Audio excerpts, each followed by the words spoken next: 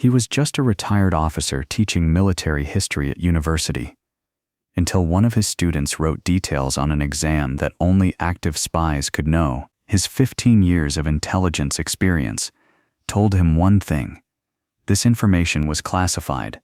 This student was a real agent, and now he was in the middle of a spy network in his own classroom. But before we dive into this incredible story, if you're new here, welcome to The Last Witness. We share the most amazing untold stories of ordinary people with extraordinary secrets, stories where someone becomes the final witness to incredible events. Make sure to hit that subscribe button and ring the notification bell so you never miss our latest stories.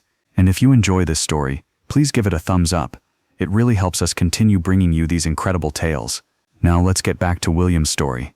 Professor William Hayes had been teaching military history at Georgetown University for 7 years, building a reputation as one of the most engaging and knowledgeable instructors in the International Relations Department.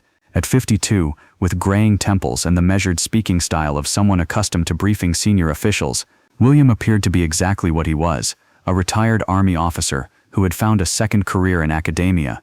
What his students and most of his colleagues didn't know was that William's military service had been far more specialized and classified than his official biography suggested.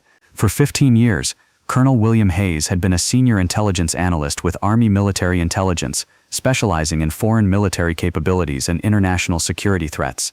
William's intelligence career had involved analyzing classified information from human sources, signals intercepts, and satellite imagery to assess the military capabilities and strategic intentions of potential adversaries.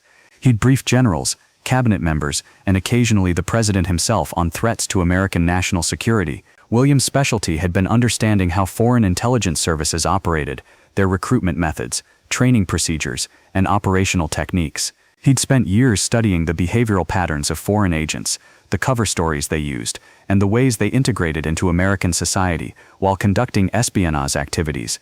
William's intelligence career had ended in 2016 when a reorganization of military intelligence eliminated his position and dozens of others. Despite his exemplary service record and high-level security clearances, William found himself facing mandatory retirement, with limited options for continuing his career in intelligence work. The transition to academic life had been challenging, but ultimately rewarding. William's extensive knowledge of military history and his real-world experience with intelligence operations made him uniquely qualified to teach courses on warfare, strategy, and international security. William approached teaching with the same analytical rigor that had characterized his intelligence work. He required students to think critically about military decisions, understand the complexities of international relations, and analyze historical events from multiple perspectives. William's courses were popular with students who appreciated his ability to bring historical events to life with insights that could only come from someone who had actually worked in the world of military planning and intelligence operations. His classes regularly filled to capacity, and he developed a reputation as one of Georgetown's most demanding but rewarding professors. But William's intelligence background also made him naturally observant of his students' behavior and backgrounds. He couldn't help but notice when students asked questions that showed unusual sophistication about classified topics, when they demonstrated knowledge that seemed to go beyond what was available in textbooks, or when their personal histories didn't quite add up to their claimed backgrounds. Most of the time, these observations were simply interesting character studies. Georgetown attracted students from around the world, many with family connections to military or diplomatic service that explained their advanced knowledge of international affairs. William had never encountered a student whose behavior suggested active involvement in intelligence operations. That changed during the fall semester of 2023, when he noticed something unusual about one of his students in advanced military strategy. The student, who went by the name Alex Chen, was enrolled as a graduate student in the International Relations program. According to university records, Chen was a Chinese-American student from California who had completed undergraduate studies at UC Berkeley before coming to Georgetown for graduate work. Chen was an excellent student, articulate, well-prepared, and insightful in class discussions, but William noticed that Chen's contributions to class discussions sometimes included details about military operations and intelligence capabilities that weren't covered in any textbook or publicly available source. During a discussion about Cold War-era intelligence operations, Chen had mentioned specific techniques used by foreign intelligence services that William recognized from classified briefings he'd received during his military career. When other students asked Chen about the source of this information, Chen claimed it came from declassified documents and academic research. But William knew that the specific techniques Chen had described had never been publicly disclosed and remained classified even decades after the operations they were used in.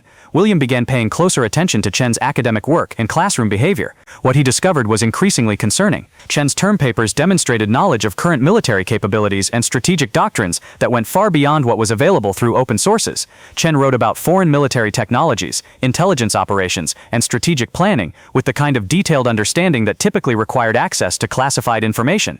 More troubling was Chen's apparent knowledge of ongoing military operations and intelligence activities. During a class discussion about modern warfare, Chen had made references to recent military deployments and intelligence gathering activities that William recognized from classified briefings he still occasionally received as part of his security clearance obligations. William realized that Chen was either incredibly well informed through unofficial channels or had access to classified information that should not have been available to a graduate student. William decided to test his suspicions by including questions on the midterm exam that could only be answered correctly by someone with access to classified information about recent intelligence operations. The questions were carefully crafted to appear like standard academic inquiries about historical intelligence techniques, but they actually required knowledge of classified operational methods that had been used in recent years. When William reviewed Chen's exam, his worst fears were confirmed.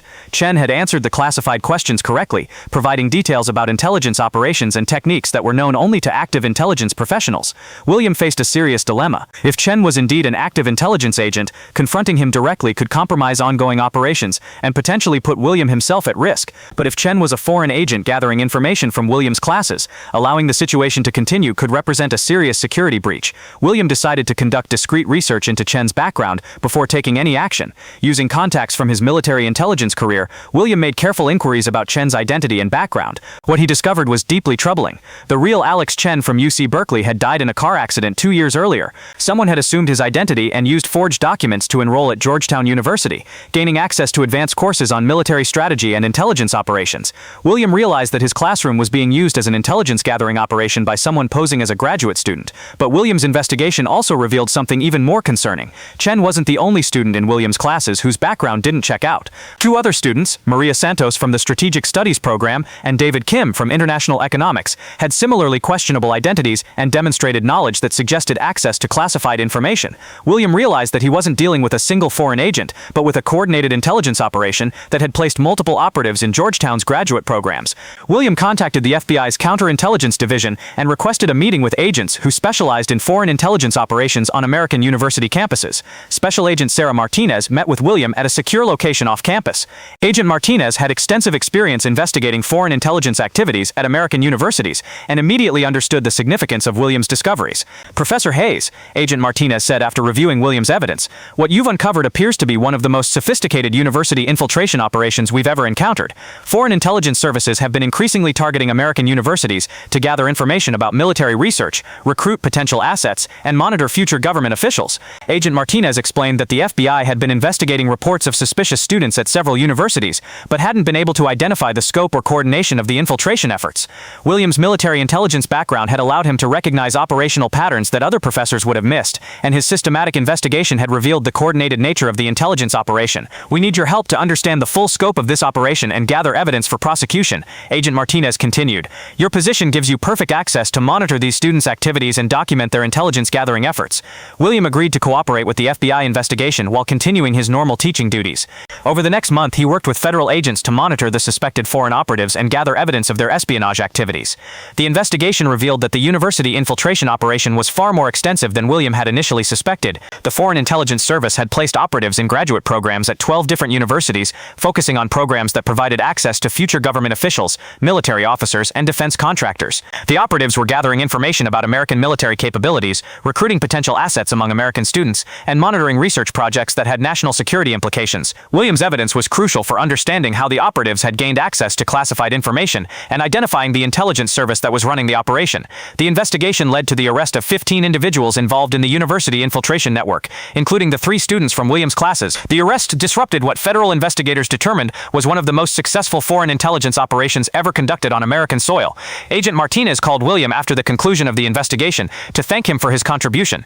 "Professor Hayes, your military intelligence background and decision to investigate suspicious behavior prevented what could have been massive intelligence losses. These operatives had been gathering information that would have compromised American national security for years." William felt a familiar sense of satisfaction that he remembered from his military career.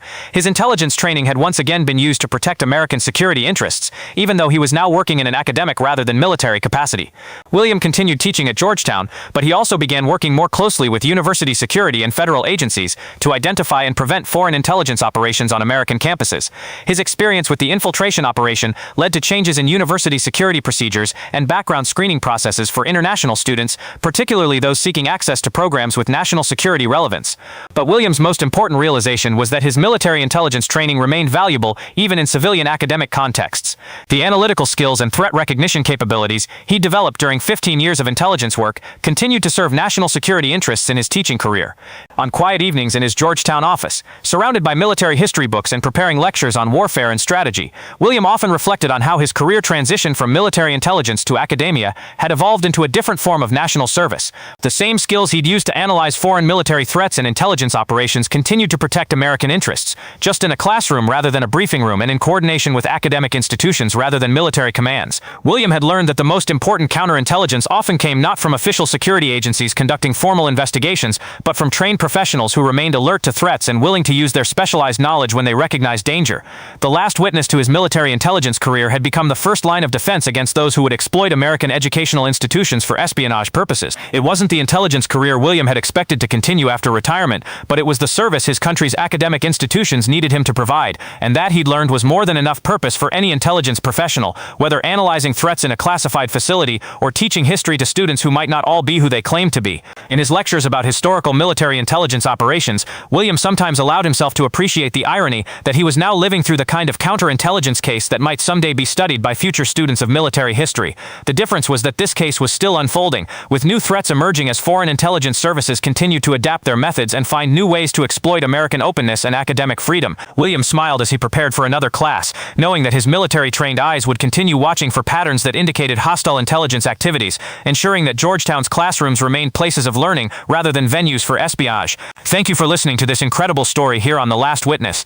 If you enjoyed William's journey from military intelligence analyst to history professor to counterintelligence protector, and want to hear more amazing tales of ordinary people who become the final witnesses to extraordinary events, please hit that like button and subscribe to our channel. Your support helps us continue bringing you these untold stories that deserve to be heard. What did you think about William's decision to investigate his students rather than simply reporting his suspicions? Do you believe professors have special responsibilities to protect national security when they have relevant expertise? Let us know in the comments below. We love hearing your thoughts on these stories. And remember, sometimes the most important intelligence work happens not in classified government facilities, but in the everyday places where trained professionals refuse to ignore the warning signs around them. Until next time, keep listening and keep witnessing the truth.